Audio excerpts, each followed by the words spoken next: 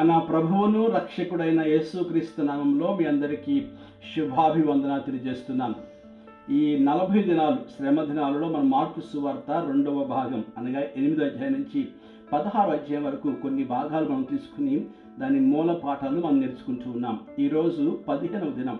మన పాఠ్య అంశము మార్కు సువార్త 10వ అధ్యాయము 35వ వచనం. యేసు ప్రభు యొద్దకు యోహాను యాకోబు ఇద్దరు వచ్చి, నీ కుడి వైపున ఒకరిని ఎడమ వైపున ఒకరిని కూర్చోపెట్టుకోమని చెప్పి యేసు ప్రభు వారిని అడిగారు. దానికి ముందే మనిషి కుమారుడు అప్పగించబడతారని చెప్పి యేసు ప్రభు శిష్యులు చెప్పారు. దాని సంగతి మర్చిపోయారు. గత దినాల్లో మనం చూసాం. ఆ మాట చెప్పినప్పుడు మొదటిసారిగా పేతురు అది జరగకూడదంటే పేతురును దేవుడు ఖండించాడు.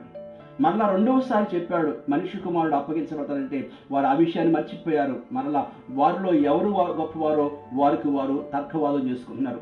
మరలా మూడవసారి యేసు ప్రభు వారు యెరూషలేముకు వెళుతూ ఉంటే ఆ చివరి ప్రయాణంలో ఆయన యొక్క భారమును శిష్యులకు చెప్తూ, నేను అప్పగించబడతాను, నేను చంపబడతాను, నన్ను అనేక విధంగా హింసిస్తారు, అవమానపరచబడని చెప్పి వారు యేసు ప్రభు వారు తన యొక్క బాధను వారికి చెబుతుంటే ఆ విషయాన్ని మర్చిపోయి ఇక్కడ యాకోబు యోహాను ప్రభు యొద్దకు వచ్చి, నీ కుడి వైపున ఒకరిని ఎడమ వైపున ఒకరిని కూర్చోపెట్టుకోమని చెప్పి యేసు ప్రభుని అడిగారు.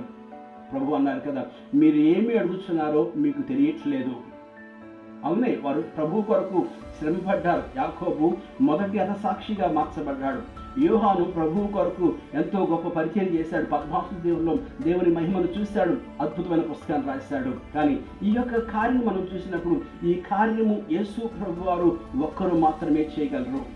మరలా రెండవసారి మనం చూసినప్పుడు ఎలా పరిచర్య చేయాలో మరలా రెండవసారి జ్ఞాపకం చేస్తారు. మన దినాలు మనం చూసాం పరిచర్య ఎలా చేయాలో.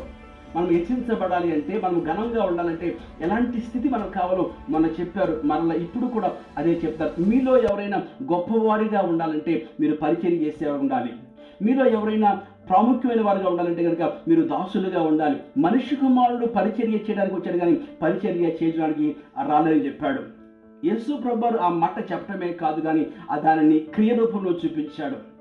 శిష్యులందరూ ఆ మేడగదిలో కూర్చున్నప్పుడు వారి పాదాలన్నీ కడిగి కూడా ఆ దైవత్వం కలిగిన దేవుడు, ఆ దేవునిగా ఉన్న దేవుడు, మనిషి రూపంగా ఉన్న దేవుడు సమస్తాన్ని తనకు తాను తగ్గించుకుని శిష్యుల యొక్క పాదాలను కడిగిన వ్యక్తి మనం చూస్తున్నాం.